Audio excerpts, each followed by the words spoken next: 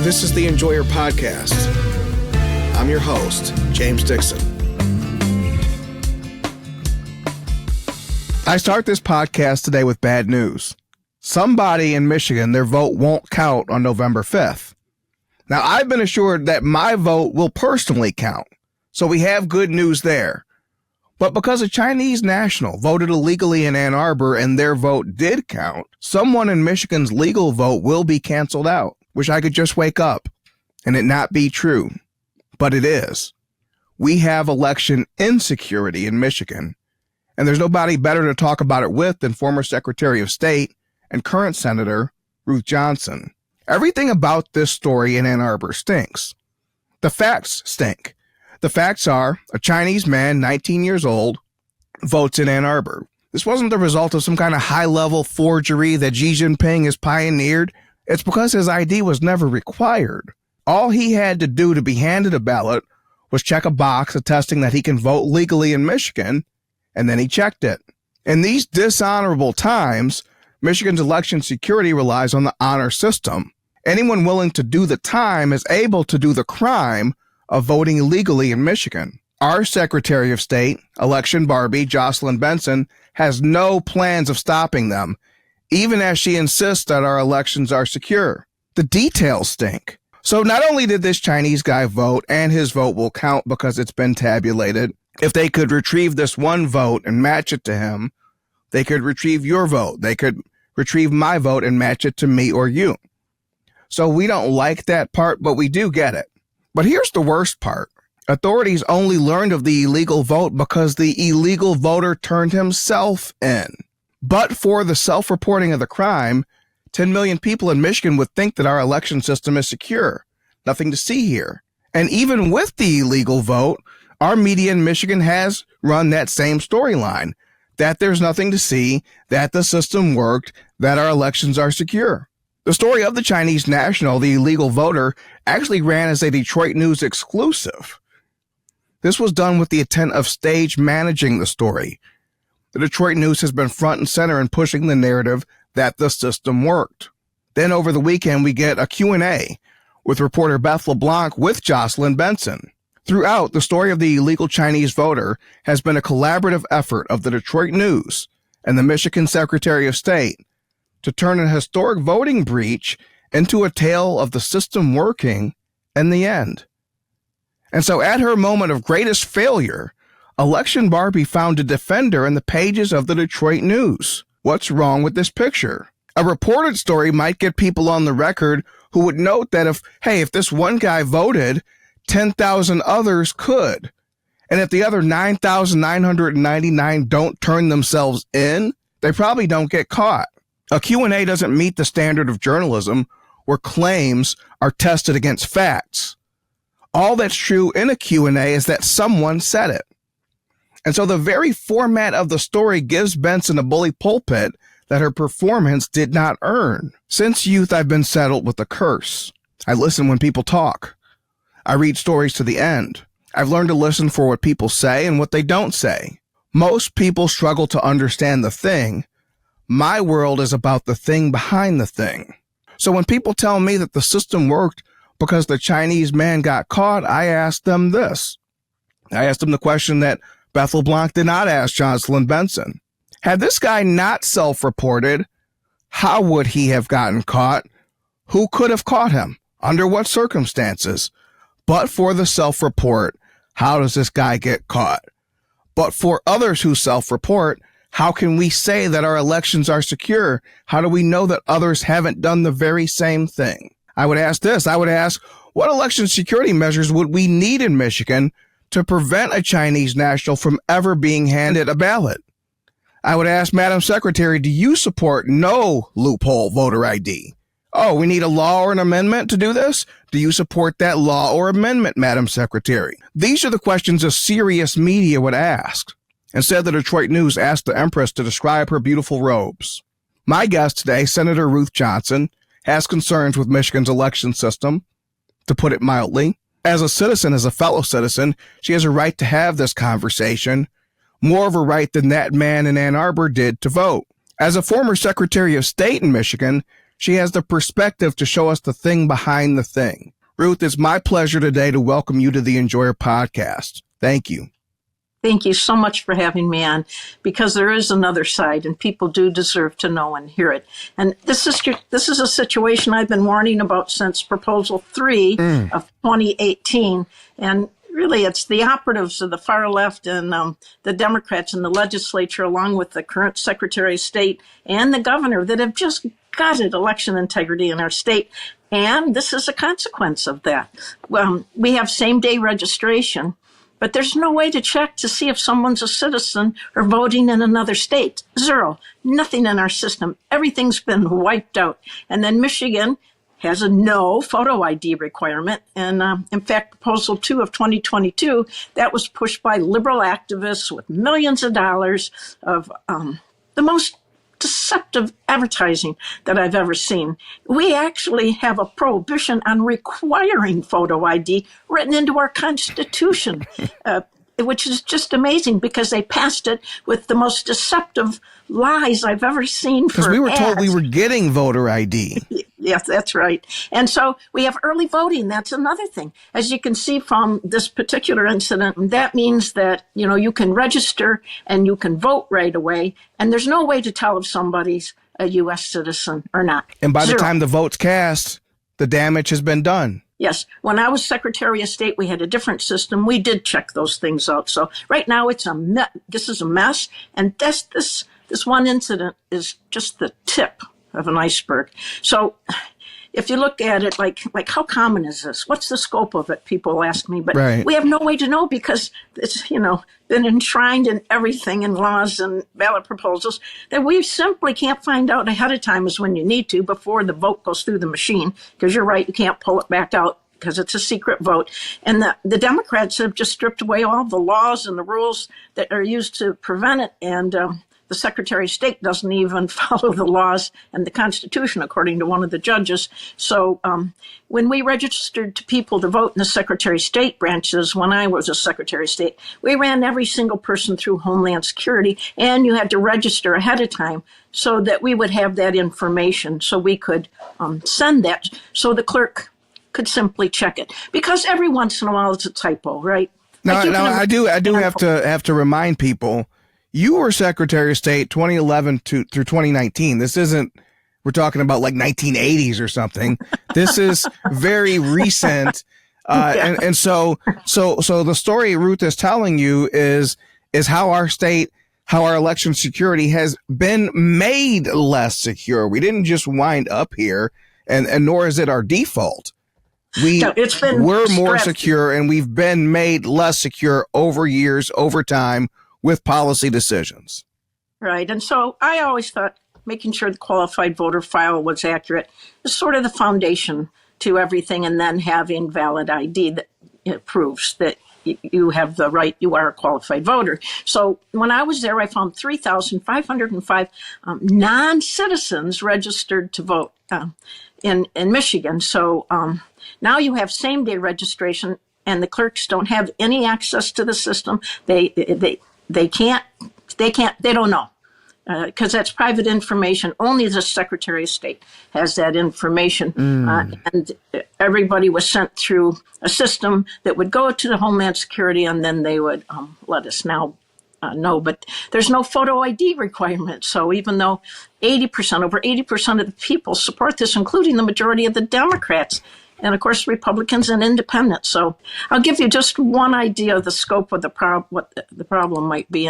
And so you have all these left-leaning groups call themselves nonpartisan all over college campuses right now and for the last couple of weeks, such as University of Michigan, where that student voted. Right. And they're just walking around, walking in quad, walking in restaurants and bars and anywhere that they're students and saying, "Did you vote yet? Did you vote yet?" to every person that they see. Well, U of M, for example, half of their 50,000 students are from out of state and out of country or, international students who are not U.S. citizens. So they shouldn't be saying to everyone needs to vote. Michigan has 106.54% of the eligible electorate registered to vote. I've never been super at math, but 106.5 is not a good number. And when I cleaned up the QVF rolls when I was there, took out 1 out of 6 people. Most of them were dead, and they were out of state and others. But so people ask me, what's the solution? How do we prevent it? Well, there's no good way, because systemically within the system, everything's been stripped out. So where you can tell if somebody's ineligible who's casting a ballot, since the far left took over Michigan, they own the whole ballpark, the ball, the glove, the umpires too. So if somebody signs a form, as that student did, that says, I'm a U.S. citizen, and they're not a U.S. citizen, with what the Democrats have done and the lies that people have been told for these ballot initiatives with out-of-state money, they only get caught in this situation, like you said, because he self-reported. So whether he realized he should have voted or not, I'm really not sure of all the details, but it was obvious he didn't get caught because the system caught it. And I don't necessarily blame the election workers, because we need to investigate this. But the underlying problem is the rules have been stripped away, and the clerks simply don't have the tools to check on it. And we have to talk about this. I mean, people have, because that was the first thing I looked at. It's just, okay, not just that it happened and the vote will count. And I just hated that. But then when I saw that the only way this was found was through self-reporting, and that they made a point, they weren't mysterious about that, right? Sometimes law enforcement likes to kind of hide their methods, so you think maybe they have more capabilities than they do have. But in this case, they were transparent.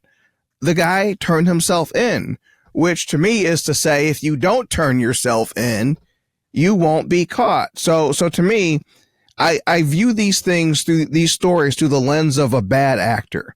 Let's say Xi Jinping himself is sitting there reading the Detroit News. What you would know from this story is that I could send 100,000 people to Michigan.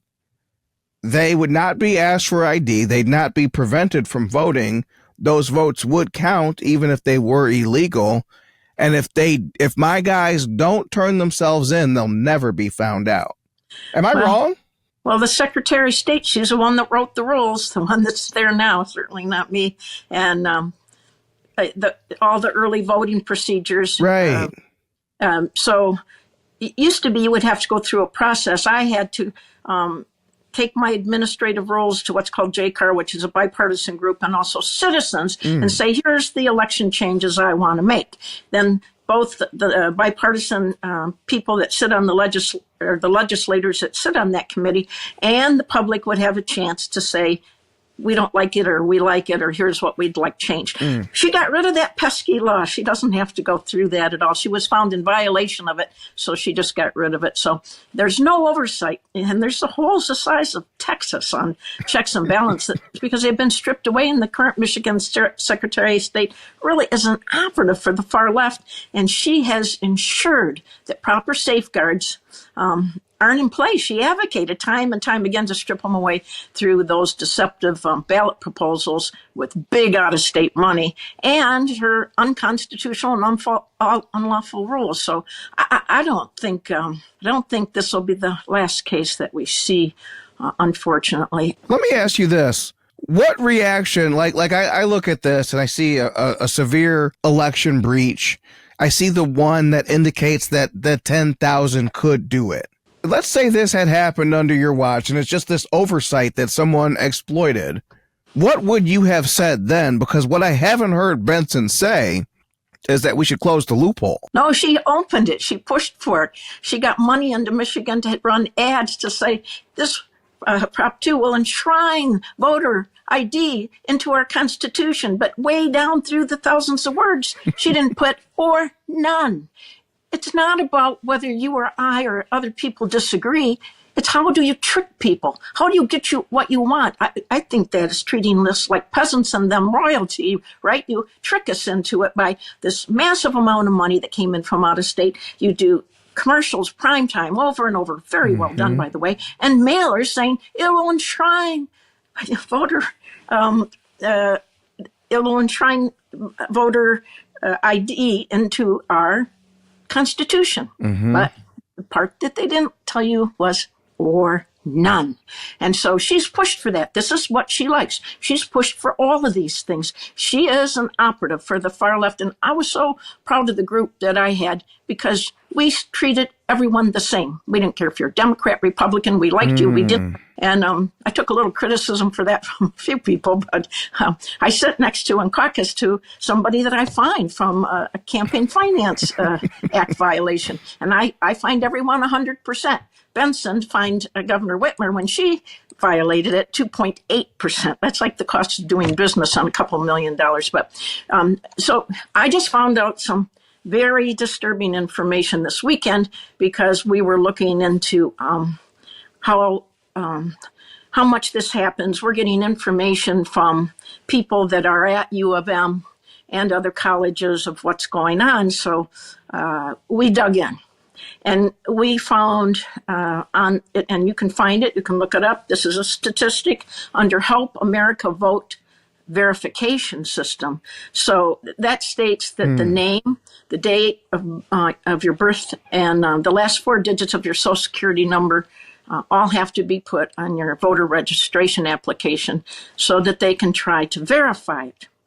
That seems very reasonable to me and helpful. Right. And when I was Secretary of State in 2018, there were 54 individuals in Michigan that came back of not having a match in the Social Security system. But we had people register 30 days in advance. The clerk always got the information a week before the election so they could fix it. Because if it was you and we called you in, maybe somebody just reversed 2 numbers, right? That's a handful, 54. Absolutely. 54. Right. But here's the biggest thing. So far this year in Michigan, 34,535 voter registration applications in Michigan where the information that was submitted to the Social Security Administration for verification, it doesn't match with their records at all. I mean, I can see 50, 60, but 34,535. And then with same day registration, the ones that are still to come, they vote immediately. And even in the last 14 days, like the one that happened. So this is a huge number to go from 54 to 34,535. So it's very concerning to me. And I hope there's some kind of explanation. But could it be explained by some kind of a time lag in the system? I mean, that is an incredible number. To go from basically a rounding error and a few people might have kicked a number or two. No. To 3 times the amount of voters that Trump won Michigan by in 2016 is and that's what, in 6 years? That's incredible. That is so. How did you find this information? Is this something that the average person could find? Yes, but I have great staff, and I've always been so blessed. And that's what's really made it so that we've gotten so many things done all through my career as I hire the best of the best. And when I was Secretary of State, that included some Democrats and independents because we treated everyone the same. Boy, has that changed. Anyway, our mission and goal was, what do the people want and how do we accommodate them? This is, I don't care what the people want, and I will do what I want to get what I want. And this far left group, they're operatives, in my opinion. So you're right. And then in 2020, there was 20,519 people who registered in the last 14 days before the election without even presenting a Michigan driver's license or state ID. And there's no checks for citizenship were made on them. And so not until after they voted, and then it showed, their Social Security number doesn't match up. Why? I don't know. You should have a handful. You should have 50 or 60 typos or something, but 34,535 without matching Social Security numbers and 20,519 registering and voting in 2024 using same day meant that nothing could be checked. And these are big numbers. You're right. It's a third of what it took for the win in 2016. So they're very impactful numbers. Wow. I'm going to talk with you off air to see, I'd like to be able to bring that number to the people because the scale of it, we're talking about basically 35,000 people. So we have Trump winning 2016 by 10,000, Biden winning 2020 by like 154,000. Not a ton of people. And so No, numbers like this could sway things. yes, and it's not just presidential. It's U.S. Congress. Right. It's Senate. And you know what else? My township officials probably have more impact on me sometimes than people higher up, right? Or city council members or locals hurt you school first board and members. worst. Absolutely. And when I was Oakland County Clerk Register, there were 2 times we had ties. Many times it was won by just a handful, but twice they tied. It's important. Every vote counts, and you're right. When someone votes, it's not supposed to. They disenfranchise a qualified voter. That's very disturbing to me. You know, often the word is used, disenfranchise. And so we had to make all these changes when no one could show where anybody been disenfranchised, because Michigan has 1,525 local clerks that conduct the election. They're accountable, they're transparent, and they do something wrong, you can get rid of them. But it's hard to get rid of somebody in the ivory tower in Lansing, right? And that's another thing that's happening. They're trying to push everything up to higher government. Well, you know, elections don't work well on the Walmart ideal of bigger is better. Having each community and plenty of places to vote, and any clerks could have added on more places to vote if they needed to. We already had 45 days of no reason absentee. We had so many things in place. There was no shortage of ways to vote, even before the reform. We didn't need early. Like people say, did you vote in person early? I voted absentee. That's in person. I literally was in person at my clerk's office. Well, so Benson pushed for early counting, and I raised objections because when you count for a week ahead of time, how do you secure it every night? Who has access to those ballots? You have open ballots. How do you find poll challengers for a week? I mean, vacation or take off work or whatever. And citizen volunteers are there to ensure integrity and tell the rest of us there was integrity. So she pushed for all of this. It lessens the security of counting. And now she has the audacity to say, oh, well, we won't have the results ready. It's just amazing to me what she can say and do. And even I'm so glad that bothered you too, because you know, I mean, as a citizen, it bothered me. I look at Florida has twice the people we do, and they're able to. They say by the time you go to bed election night, you'll know who won in Florida. And now we have Benson, who is acting as if the laws are the same as 2020, where we have to wait till 8 p.m. on Tuesday night to crack open all these mail-in and absentee votes. It's not true anymore. So why would a person who's trying to present as smart, who's trying to, let's be honest, trying to wind up in Governor Whitmer's chair in a few years, why would she told people that? Yeah, why would she telegraph to the world that it takes me 24 hours to count? I really can't give you any reasons why many things that she does. I don't know. I just know they're not good for Michigan. They're not good for my little community. And I don't think they're good for the country. And you know what? 84% of the people agree with me. And I've never seen a poll, and it was a Gallup poll that came out last week. And there was a poll here in Michigan that showed 80%. And they looked at party line and also heritage. And all of us want verifiable photo ID. Not photo ID somebody puts a little picture in and, right, glues together, but verifiable ID. And she's one of the ones that led the push to get rid of verifiable ID. And then we go from 54 to 35,000 people that don't have numbers that match up, and a lot of them have already voted. I mean, where we had the biggest delusion was just in the last week, almost a fourth of them, because they register and vote at the same time because of early voting. So she has taken away our checks and balances like crazy. And I'm very concerned about that for a number of reasons. And in my party, we're very bipartisan. We have Democrats and Republicans. My dad was a immigrant, didn't have a high school degree, worked in the and he was a Democrat. And I have other family members too. But I can tell you, they don't want to have people vote that shouldn't be voting. This is not the normal Democrat. These are these extremist operatives.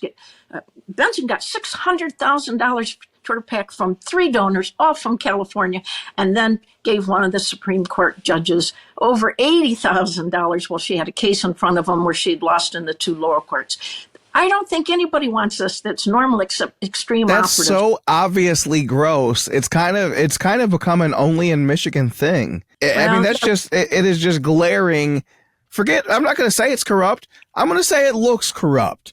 And I grew up in a state, I'm 40 now. I remember a time in Michigan where people cared that it didn't look corrupt. Well, I can tell you, Richard Austin was not overly partisan. Candace Miller, Terry Lynn Land, myself. And this is a huge change to have an operative in that position. And she has a lot of impact. And then she got rid of the administration having to go through the rules that we used to if you're going to change early voting, anything early voting. I also, when I was Secretary of State, I was asked, 5 of us were to go over to the Middle East, and Benghazi happened to break out when I was there. But we went to 5 military stations. We went into ships, and we talked to hundreds, if not thousands of people. And then I met with the Michigan group. And if you're in a foxhole, you're in a ship, you're in a submarine, or even if you're in a barrack, some of them are tents and it's 110 degrees, it's hard to vote. So we came up with this idea that you could use your common access card. Only people in the military have it. It's double authenticated, and you could use it in a portal that the highest military secrets are sent over, and you could vote online. And she's held up that bill, and because she said, well, actually, the spouses are also serving. We have 45 days to vote, and you're not in a foxhole.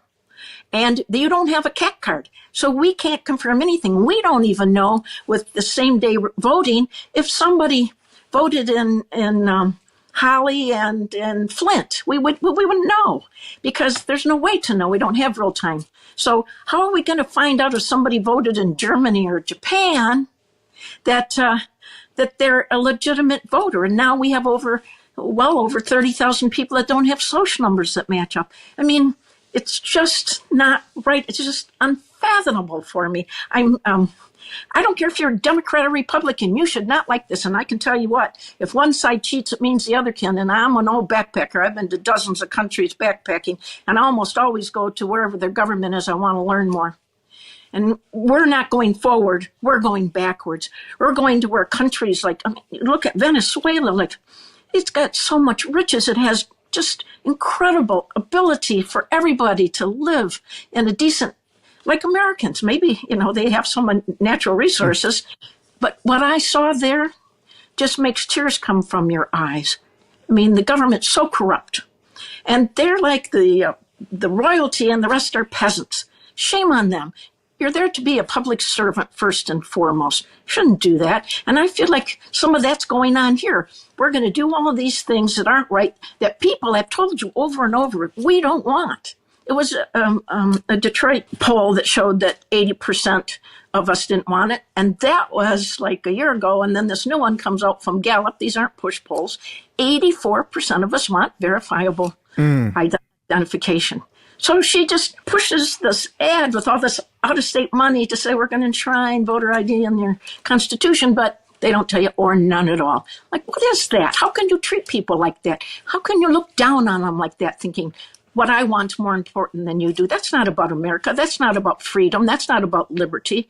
It's just, it should be criminal, really, to lie like that. And I asked her in committee, she only come twice in the last 4 years.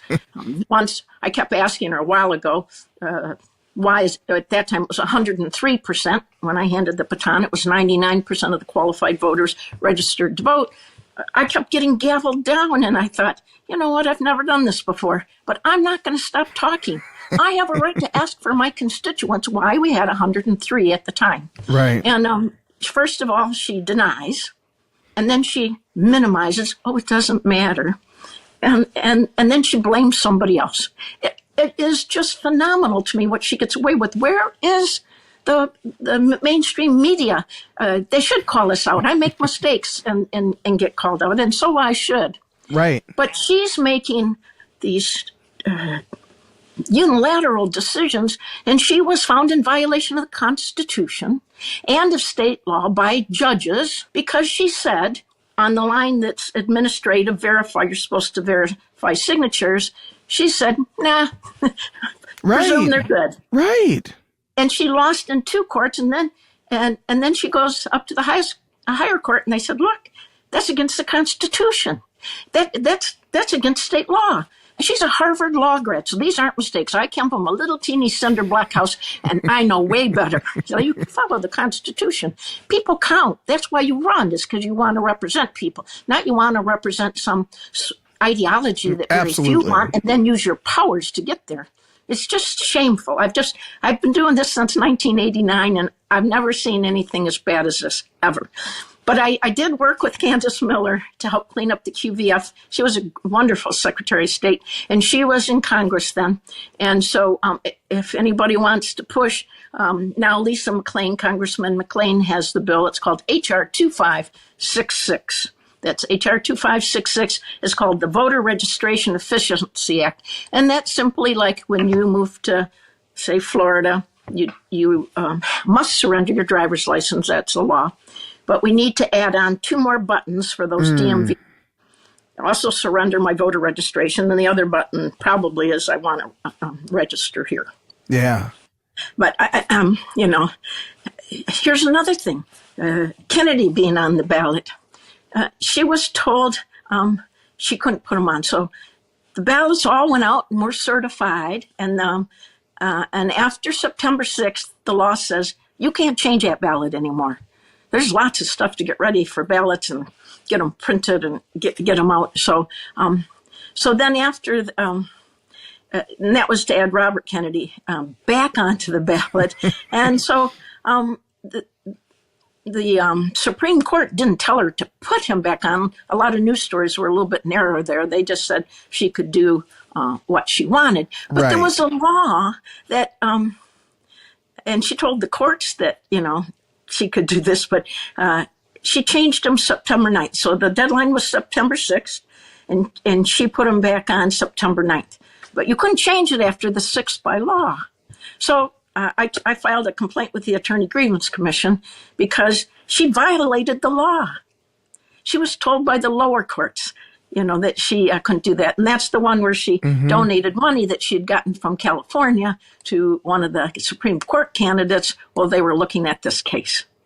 It just doesn't look good. She's the most partisan Secretary of State we've ever had. I'm glad you said that because on one hand, we have Benson doing everything she can and eventually just saying Kennedy stays to keep Robert Kennedy on the ballot when he said, I'm out, I endorse Trump. And then you have Benson doing everything she could to try to keep Cornel West off the ballot when West wanted to be on.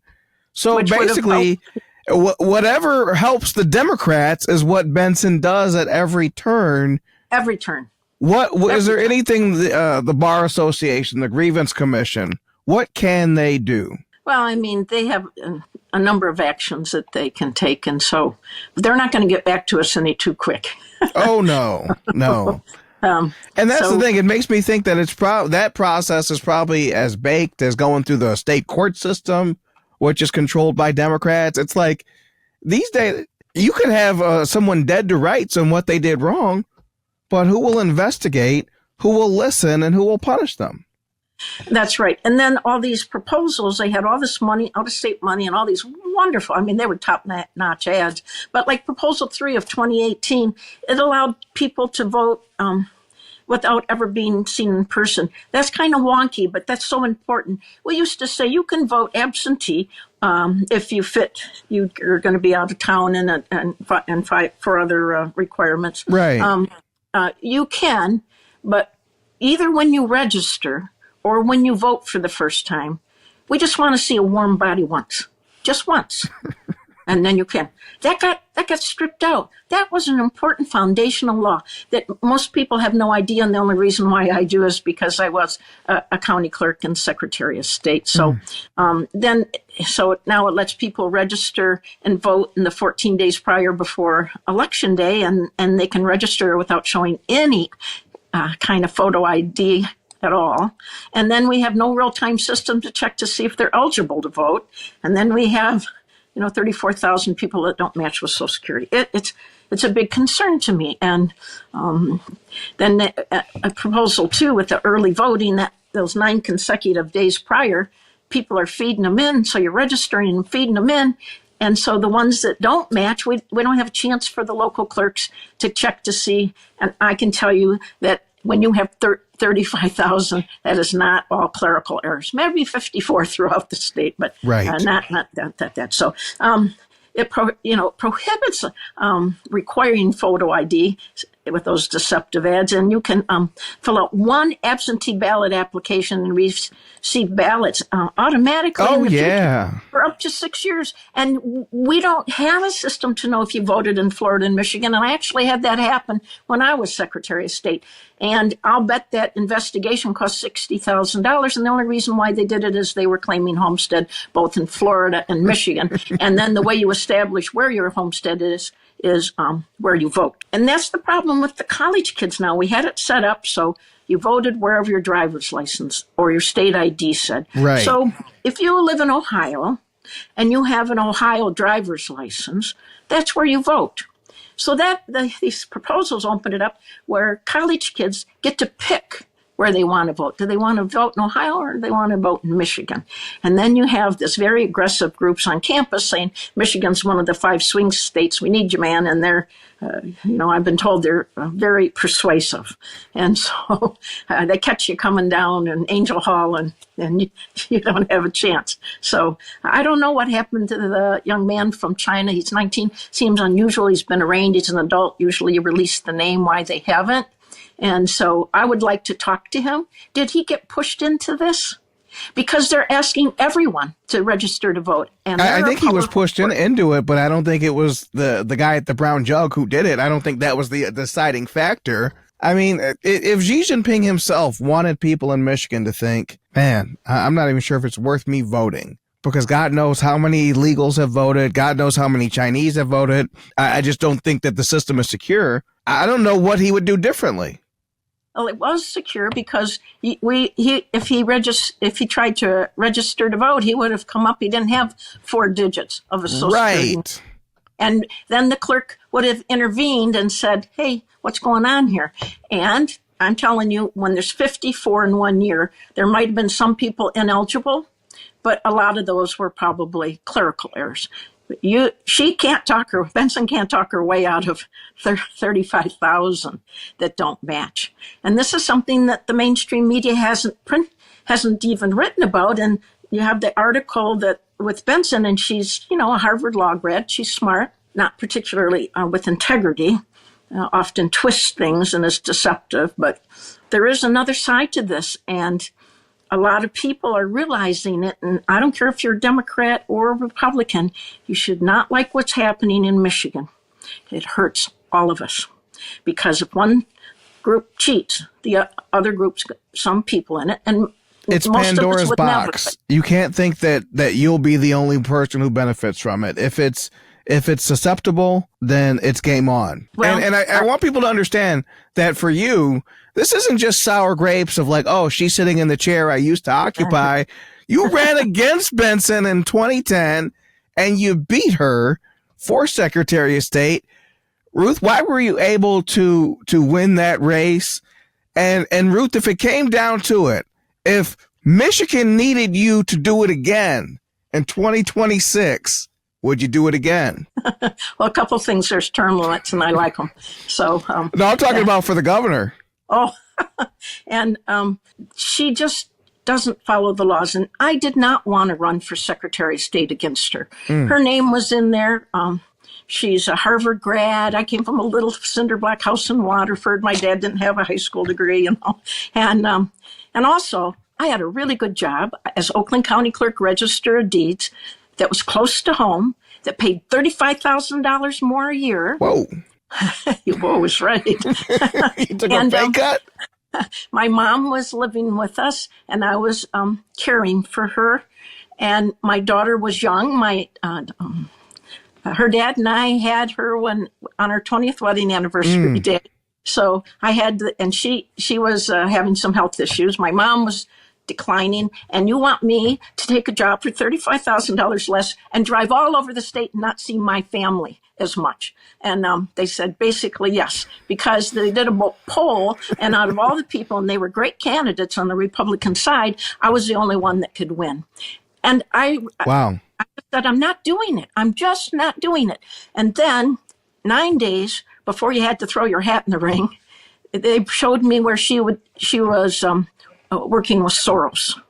And Chris Ward said to me, people have been good to you. And that is why I've won, is because people have been good to me. They work hard. They donate their time. They have gone out door to door for me. And I didn't come from some wealthy community where you can, you'd say, hey, give me 10 grand. So right. I got lots of small donations, and I worked at least 16 hours a week. And it's only because people helped me. I didn't have any money to spend on that. I put some of my money I've been saving up for retirement into it, but it was a small amount. You put retirement money into this? Yes, because I realized, and then I felt a great sense of duty, because if I didn't work at least 16 hours a week, I was letting down not just Republicans, but my whole state and country. So I was driven. And I had my last car. I bought it for 11 grand, drove it for 11 years, and that car saw all of Michigan. And I had someone I paid to drive me because I was on the phone constantly, and I was sleep deprived. So I didn't think it was a good idea to drive. But it just worked out, and I'm glad that I served. And I would do it again, even though my family realized I'm not going to be here as much.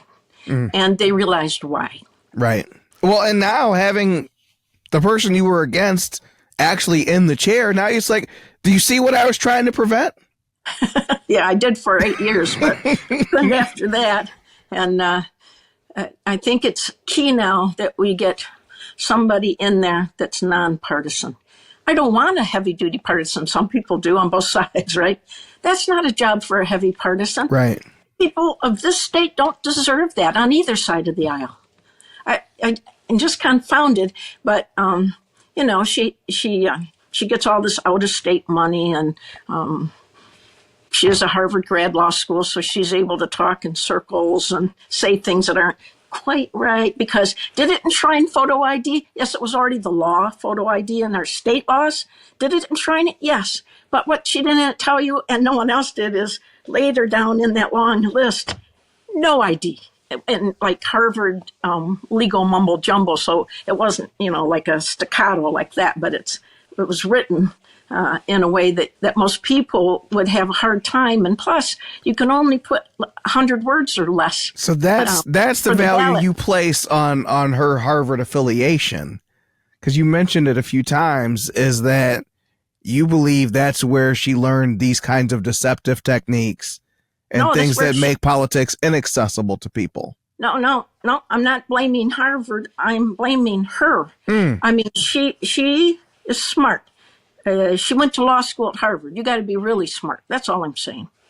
But you don't have to be dishonest. You don't have to lack integrity. And you don't have to teach people like they're your pawns on a chessboard. They don't teach that, I don't think. That's her decision to be involved in deception and lies and stripping away our checks and balances, our transparency in our elections. That's her decision, no one else's. It's 100% on her. I only illustrate that she's very smart. She's not doing this stuff because she doesn't quite get it, right?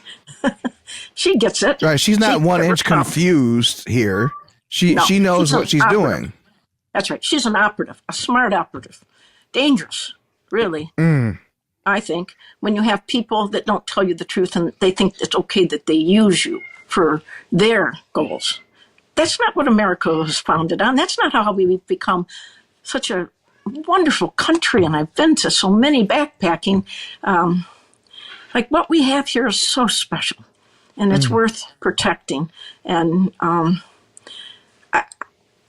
don't know. It's we really have to make some changes. One of the things, and Republicans did it too, they took dark money. In other words, we'll never know who gave it to you. Right. Well, so Gretchen Whitmer, I served with her in the House for couple terms. And, she was always like, I'm against dark money. Dark money's bad and blah, blah. Yeah. Well, so she's the queen of dark money for the state of Michigan. Number one. She's taken over. Okay. What were you just saying about election insecurity? If one party could do it, everyone could do it. Democrats learn to stop just complaining about this stuff and to start winning using these things. Well, that Republicans need to too. Mm-hmm. I mean, she took $20 million just into one fund that was dark money, secret money. She had 23 donors of $100,000 or more, and the one that there's some strings attached to. Nobody's going to give $857,000 to somebody without some strings attached, or $400,000 from another. So Michigan gets an F in transparency, and we just have a lot of issues, and we need people that will run, that will do the right thing, because they can be very encouraging. Like, you won't have to work half as hard because I can get you all this money, or I can get someone to give you money. And so you can stay home more with your family. That could be very enticing, right? I'll put ads up for you. Right. Let the third party do it. I'll give you opener tickets to the Tigers game, whatever it is that you want. Right. How about let's go to Hawaii for a conference with no agenda? Like, those things need to. You want to do that? Then you report it. Your constituents deserve to know who you're getting your money from. I just find it outrageous that I've worked on this for so many years, and then there was that ballot initiative, and that was nothing more than smoke and mirrors so more people could spend time within term limits. And then when you look at where we should be spending money, Michigan's 43rd out of 50 states for fourth grade reading. Like, we've dropped 11 places since 2019. 11. We're going the wrong direction. We're 37th all in education, and that's a U.S. News and World Report in 2023. And 2/3 of our kids in 4th and 8th grade aren't proficient in reading and math. And then the Democrats lowered the accountability. They eliminated the A through F grades for schools, and they took student growth out of the teacher evaluations and got rid of the merit pay for those that are bringing the kids up. So, and then they cut 92% of the school safety and mental health money, and then they reinstated half of that after there was great outcry. I just find it like, when are people going to hold the people that are elected accountable? When? Are we going to vote for somebody because they look really nice on TV and they come across really nice? Or are we going to look at what they're doing and how they're doing it? And that's on both sides of the aisle. People need to be, and I always tell people when I speak, hold us accountable. We need to be held accountable. In our budget, when the governor and secretary of state came in, it was $57 billion. It's $82 billion in just 5 years. Right. Like, that's incredible. That's a 40% plus. We just, excuse my language, we pissed away $9 billion surplus. They did. One year. Yeah, I didn't vote for any of that. Half of it was corporate welfare, and it didn't create the jobs that are promised. Meanwhile, we're letting our kids go without education. Why not roads, education, public safety? How about mental health for our kids that suffered through COVID worse than probably any subgroup? And how about families struggling with inflation, or I don't know. And then she borrowed money for the roads rather than all this money we had. Those roads will be bad before we have that paid off. Mm-hmm. And then she shortchanged the teacher's pension by $700 million. It's got a $25 billion deficit. So on top of all this money, she's borrowed money. Like, I don't know. It just could not be much worse. No, I've worked under 5 governors altogether, if you can imagine. I've been around a while. So I've just never seen anything so dishonest, the lack of integrity and the lack of caring about people, but people that are elected putting themselves, the position they get, or the power that their party has first. Right. Ruth, we'll get you out of here on this one.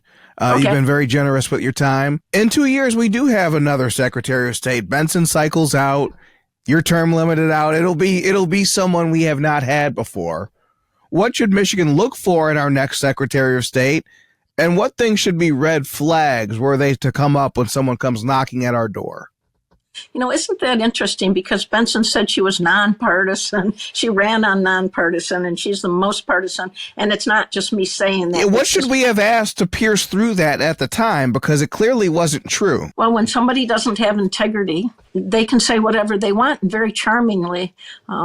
That's not uncommon. I'm a teacher K through 9 and my bachelor's and clinical social worker after that. And, they can be the most charming and convincing. Right. By far. And so it really is difficult. And I've been thinking, I think that for parties to get behind somebody, they should sign a pledge, and not with a million things in it that everybody wants, little things, because sometimes you might have to negotiate a little bit on something to get something else that's more important. Right. And especially when you own nothing, we don't have the House, the Senate, the governor, the Secretary of State, the AG, and the Supreme Court, right? So you don't have a lot of chips. You don't have any gavels. No, none. But we have people like you that care, that get the message out, that let people know what's going on. And there's probably nothing more important than that right now.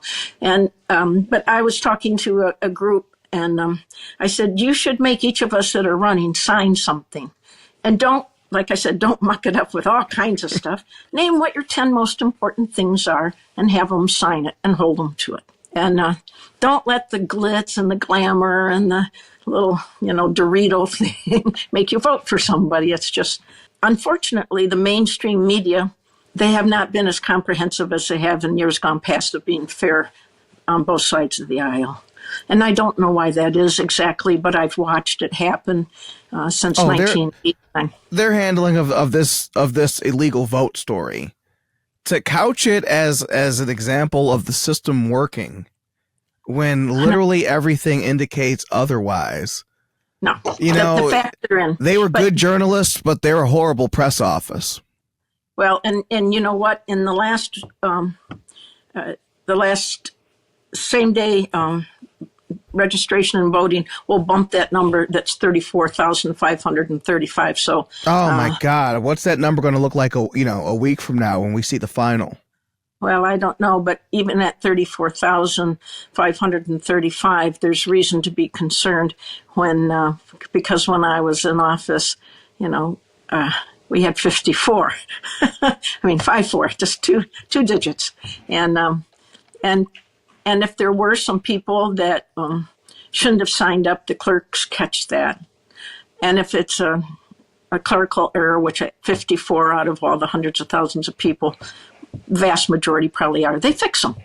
But this Secretary of State, you would think with all these people, if she wanted fairness, but she's actually made it much easier for people to register and vote, and has dedicated from the time that we ran against each other 14 years ago all the way through, working with these organizations that they call nonpartisan. I find that interesting, but I'm very concerned. And I think no matter what side wins, they can point to, and remember Hillary Clinton said there was cheating too. But now they can point and say, yeah, but there were over 34,000, almost 35,000 people that didn't have social numbers that matched.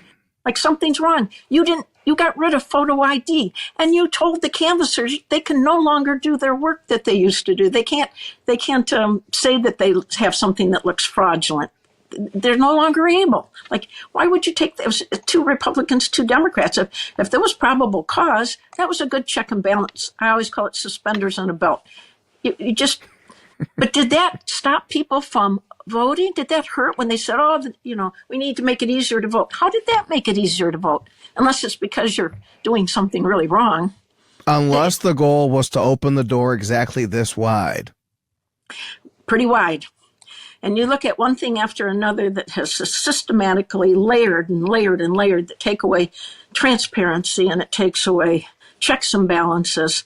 And whoever loses, they've left our state and country, the people that have pushed this, in a really bad place for their own desires. Like, this is America. It's supposed to be, you get it by getting people engaged and by telling them the truth and explaining what you need and why you need it and why they should support it. Not by by doing deceptive ads with lies and out-of-state money. So no matter what, whoever wins, I suggest the other side's going to be calling foul. And then Benson will have a hard time talking her way through some of this, but she will. And she's not opposed to not telling the truth. And you know what I do at work? A number of people don't tell the truth that testify, in front of our committees. Right. So I bought the highest AI I can get. And when I think something's wrong, I type it in and I can catch them right there. I want to know why you said that. That's absolutely not true. Here's the truth. And that's been helpful. Journalists used to do that before you as a politician decided you needed to do that. Time was you could count on a journalist fact checking. They used to call it fact checking. And they would check the facts that were presented to see if they were actually true. And all this stuff has gone out of style. And so on my end, I watch journalism. I watch those safeguards go away. I watch us at a point where no one even pretends to be objective right now. No, but why? Why? I don't understand. I used to work with journalists. And I've always gone after fraud. That's always been a big issue for me because it hurts everyone. And my intermediate school district was doing a lot of things they shouldn't. It was money for kids that had special needs, and it was money for voc ed. And so being a past teacher and getting my degree in clinical social work, you hit both of my really, hitting vulnerable people, I'm after you. And I did find corruption and fraud. And our intermediate school district superintendent was making over $400,000, which wasn't illegal, but there was enough illegal he was incarcerated. They hid 225 of that. Holy that money. cow. Yeah, but that helps Democrats and Republicans. Yes. We need to hold those of us that are in office and our staff accountable. And again, Michigan gets an F. And you can see that by the way the governor's taken so much dark money. And she's also made sure that there would be no law that would say that your spouse has to disclose. Well, you just shift stuff to the spot. I mean, it's so easy. And that's the thing. The loophole, the way the loophole is written tells you the intent of the law. Yes, but where was the mainstream media saying she's the one that's pushing for this? Mm-hmm. And she's giving out hundreds of millions. She gave $661 million just to one plant alone, and then they're laying off, over 1,000 people. They're not bringing jobs in. And and she'll say, "Oh no, that's my department." That is, yeah. I've been around way too long. That's just a little cover. But when you give up $661 million to one place, there's a good chance that there's some rewards for that. Yes. Somebody's condo in the Caymans for 2 weeks, metaphorically, I call it. And by the way, I've had that offered to me many times. Not anymore. They know not to do it anymore. But I was offered a car for a really big discount if I didn't tell anybody. I was offered a house. And they knew you needed a car, so these people were doing their research. They knew you had that meter back then. They did. Yes, they were. I bought my last one in 2015, and I'm just fine. And they offered me a house with 4 bedrooms next to Disney when they figured out I was going, because I was asking, because I was 44 when I had Em, and her dad was 50, and we didn't hang out with the group that were going to Disney a lot. So right. I asked a couple of my friends, and it got back to the lobbyist, and then I was offered the lobbyist's good friend's house with 4 bedrooms and a pool right by Disney, if I want. Oh, no. Oh, no. And of course, because it wasn't beware his, new friends who are so generous. It wasn't him. It was his friends. Oh, yeah. It wouldn't have been illegal at all if I had done it, right? Wouldn't have been. But you got to be kidding me. You think I just fell off the turnip truck? If I need a vacation, I'll save up the money and go on vacation. Whatever happened to that? I don't know. And then I got offered a really nice house on a lake up north too, and other things. When I wanted it. That was my last one by a lobbyist, and I haven't had any in a while. Because I know Republicans don't have any power anymore. Well, no, that's not why. I didn't get them. I didn't get asked only once. Well, the Republicans were in power when I came back to the Senate, because I had already made my mark in the House as a county clerk, register of deeds, and as Secretary of State. I don't want their stuff. I would like you to Yeah, and I'm tell sure me- your word got out. Like, she's just going to say no. It's not even worth asking her at this point. Yeah, it got out big time when I was, I guess I must have been in the house yes, I was in the house when I was offered a 4-bedroom house with a pool next to Disney. And I could have done it, and there was no reporting requirements. And so I wouldn't take any of that. And once you do that, they got you. Mm-hmm. But he said to me, "It's sitting empty. You could help my friend." Oh, yeah. You think because I'm female and blonde that I'm going to buy this? I don't know. I just like, you got to be kidding. And the guy that wanted to get me a car for cheap, that's when I bought my $11,000 car and drove it for 11 years. He just said, "You can't tell anybody." He came to me 6 times and I just kept saying, I'm good. I can get my own. I'm fine. Just push. And you can see how people would, get weakened and do it. How many of those times was he wearing a wire, you think? None. He wanted my vote bad. The Republicans owned the baseball field, the ball and the bat, and I was in leadership. Oh, no, there was no wire. It was an incentive to vote the way and push others to vote that way, too. So that happens every day in Lansing. Most people don't want to talk about it in Lansing. I do want to talk about it because the only thing that will change us is the people. The people must demand. And so don't demand that some small thing that somebody doesn't agree with. Look at the bigger picture. Do you want somebody hardworking and honest? And in my field, conservative. That's the 3 things. And sometimes backslapping and money seem to overcome that. And I don't know why. There's all kinds of theories why, right? I mean, media, it's become a culture. COVID made it worse. 1,000,000%. I mean, we have a probate court system in Wayne County that's still closed, so people don't get their day in court. It's all electronic, and it's limited to who can see it. They can take your house, your money, your body. They can kidnap you, in essence, and I've seen it, and I have lots of stories, and I'll get them to you. They don't have a right, but they do it anyway, and then if they have any assets, they often don't let the family visit until all their assets are gone. So then they're isolated. And I had one friend from 7th grade that they had her hauled off to the hospital to be tested in handcuffs on a little lake here in Waterford. And they said she was a drug addict. She was taking care of her mom. Her mom's house was paid for, and she had a little money put aside. They took her to the hospital, and 0 drugs, 0 alcohol. And they moved her mom 8 times in 12 months and took everything. I mean, it was hard to know where she was at to visit, and they took her house and her life savings and everything. And so we need to be watching this. Who's honest? It's hard when the culture changes so much for it to come back. It takes some real, and those of us, and Jim Runstead, Senator Runstead, Senator Lindsay, I mean, they're warriors. And they're fighting every day for the average person. They're ordinary. I'm ordinary. I like people that stick up for me above the free trips to Hawaii or the cottage on the beautiful cottage on one of the lakes up north. This is usually our first question, Ruth, but we hopped right into it because there was too much to say to not. But we'll get you out of here on this one. What do you enjoy about Michigan? Oh my gosh, I just love Michigan. It is fabulous. I have 5 kayaks and 3 stand-up boards, and I live on a little lake. Do you? Yep, and I'll send you some pictures.